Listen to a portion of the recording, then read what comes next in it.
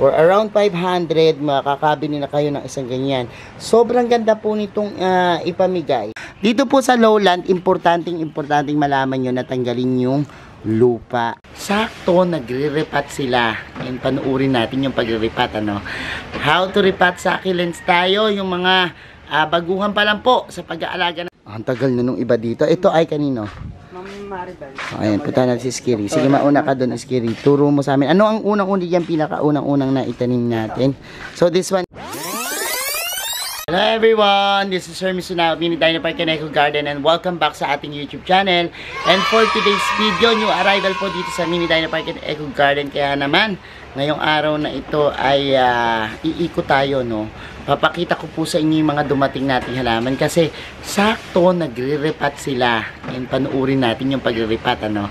How to repat succulents tayo, yung mga baguhan pa lang po sa pag-aalaga ng succulents. Panuurin nyo po ito, no? Kaya kung ready na kayo mga ka-MVP, tutok lang po.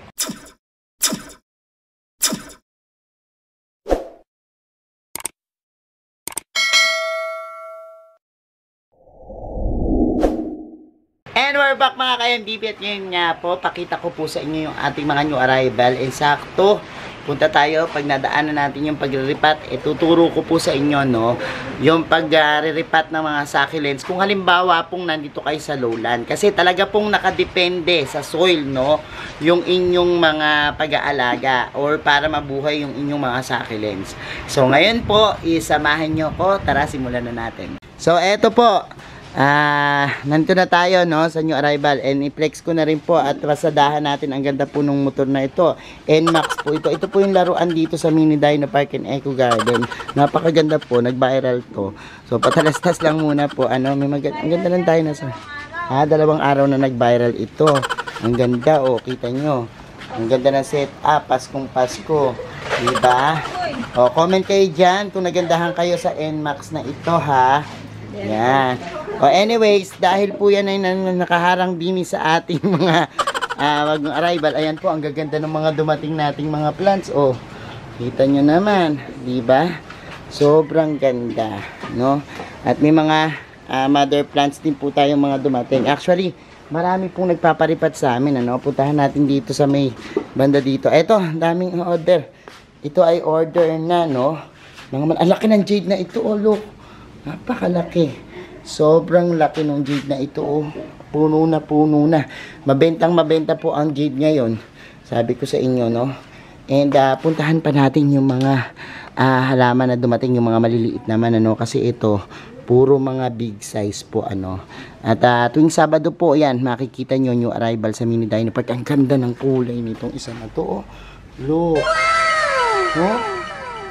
Ang ganda. And even ito, ganda po niyan, no? So, ang dami magaganda. And matutuwa kayo, no, sa mga halaman na yan. So, bukod po doon sa malalaki nating halaman, meron po tayong set sale na tinatawag dito, no? For around 500, makakabili na kayo ng isang ganyan. Sobrang ganda po nitong ipamigay, no, sa ating mga, eto, kinuha to ng ating mahal na bukal na Cesar Mendoza. Ayan, at magandang ipang giveaway sa Pasko. Mas madadaanan po natin si Beck, ang sikat na mag-hi ka muna dito. Sinama ko na siya, no? Dito. Kasi po ay si Beck po ay kaibigan nating tunay gaan. Model po yan. Ano yung minomodel mo, Beck? O, ayan. Anong tao si Beck. Ayan. Ito po yung mga maliliit nating mga succulents. So, kita nyo po. Ayan, nabawasan na po yan. Yan na lang content. Sa isang usong-uso ngayon yung salad, ayan, no? May mga salad, 4 sa isang pot, no? May mga jade na rin kasama, no? So, ito po around 25 pesos. So, 3 for 100, makakabili na kayo dito sa amin, ano? At sabi ko nga po sa inyo, ang daming nagpaparipat, no? Ayan, punta tayo sa repotting session dito. So, ano ginagawa ng ating Madam Skiri dyan? Ano yan? Ayan. So, dito po sa lowland, importanteng malaman nyo na tanggalin yung lupa ng Benguet. Kasi po, tingnan nyo, pansinin nyo, dito sa kanila, ang lupa po, ganyan nabubuhay ng mga succulents, ano? Sana all ganyan, ano? Na kahit ganito yung lupa mo, mabubuhay. Pero kasi po sa atin, ito, kapag tumagal, nagiging stock soil, no? At, yan, hindi na po makapag-perform yung roots. kapag halimbawa nandiyan na. So ayan, natanggalan niya na ng lupa. Pupunta tayo dito gamit ang MDP soil mix. Ang MDP soil mix po, yan po yung ginagamit namin kapag sa lowland, ano, dahil po ito sobrang fast draining nung lupa na ito. So ganyan po, itatanim lang ganyan, and saka po natin lalagyan ng mga MDP soil mix, ano, para po yan, talagang yung kanyang pagdidilig, maiwasan po natin yung overwater na tinatawag na nagiging cause po ng root rot, no. At kapag na root rot po yung inyong mga succulents, ang tendency po niyan ay magkakaroon po ng pagkamashi yung kanyang mga dahon, ano, dahil pinipilit po nung ating mga succulents na kayanin yung tubig, no.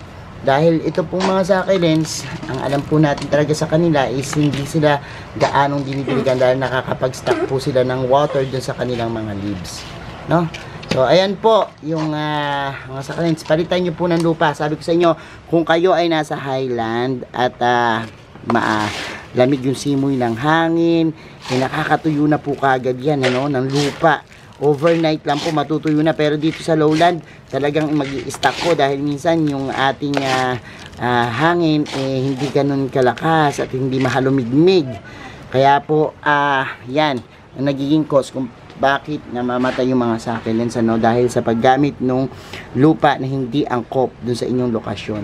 So ito pa po yung ating mga naripat, and pakita ko pa po siguro, no, yung mga ano, sana yung mga naripat nyo nandoon na sa greenhouse. O, itutuloy po natin kay Doktora Aramulete. O, sige, puntahan po natin yung kanilang nagawa doon. So, kapag katapos pong iripat, diretso na po sila dito sa greenhouse, no. Actually, yung iba ina-acclimatize pa, pero this one, ang tagal na nung iba dito. Ito ay kanino? Maribel. Ayan, punta natin si Skiri. Sige, mauna ka doon, Skiri. Turo mo sa amin. Ano ang unang-unang yan, pinaka-unang-unang na itanim natin? So, this one, probably mga 6 months na, no? Tagal na yan. Ang tagal na, grabe. Ayun, tinutubuan na nga ng mga ano. Ano to, ng shamrock. ng oxalis. So, ayan. Ang gaganda. Sa lowland po ito, no? Tsaka, ayan. Although yung ating kasing mga tubig minsan, hindi tayo nakapag-ipon ng rainwater, yan na rin pinandidilig natin yung tap water na pinapatining, and yan po, ano. Pero ang nakakatuwa dito, napaka-compress pa din po, ano. Kasi dito sa greenhouse namin, talaga nakakapasok yung sinag ng araw, ano. Pero safe siya sa ulan, no.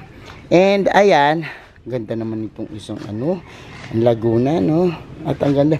Ang dami ko napansin na namulaklak. Ano yung mga namulaklak? Ito, ay, papalabas na rin ang bulaklak nito. Gustong gusto talaga ng mga cactus yung ano, no, init, ano, dito, no. Kaya ang gaganda ng mga cactus dito. Ating doktor, ang ganda. So, ito matatagal na rin to dito, no. Ang gaganda. Ang gaganda talaga. Ayan. Oh, ito.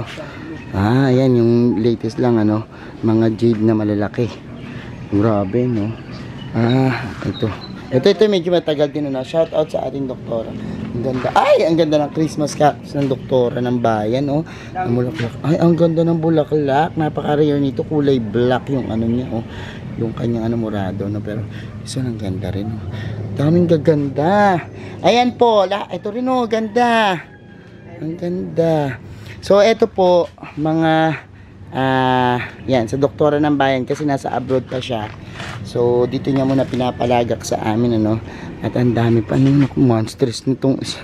Puro monstrous. Mahilig siya sa mga monster na halaman natin, ano. So, ayan po yung ating mga naripat na dito, no. Meron pang oregano dito, no. Ito yung Cuban oregano, no. Ang Laguna rin, bilis lumago. So, ang ganda. And napakadami po nating magagandang succulents dito na ang ganda rin nito. Napakaganda nitong kusing na ito. Look, yan, tingnan po, ang daming magagandang mga succulents dito na talaga ng mga buhay na buhay. And ngayon din po magpapasko, talaga namang ang daming umu-order nitong ating bouquet 99, ano, for only 99 pesos. Napakagaganda po, no. Sa isang pot, napakadami ng varieties ng halaman, ano. Ang gagandang tunay. So ayan po yung ating bouquet 99, no. Pwede po kayo mag-order sa Mini Dino Park and Eco Garden ng ganito, or Hermes Sunaco Plants na Facebook page. So ayan mga ka-MD, pinapanood nyo na yung ating vlog for today. Nakita nyo na yung magaganda dumating na halaman at saka yung basic lang naman na pagre-repat ng mga succulents para mabuhayan kayo, no. At iwas-iwas po tayo dilig, kasi dito sa lowland, mentras masipag ka magdilig sa succulents, ayaw po nila yan, At yan po yung kinamamatay, At iwasan yung mapatay yung succulents nyo sa pamamagitan ng pag-overwater. So ayan, thank you so much mga ka-MD. Peace sa mga hindi pa nag-subscribe sa ating YouTube channel. Kung bet na bet nyo po yung ganitong usapan, plants and gardening, mag-subscribe na po kayo, Huwag nyo po kalimutang i-hit yung notification bell para lagi updated sa aming latest uploads.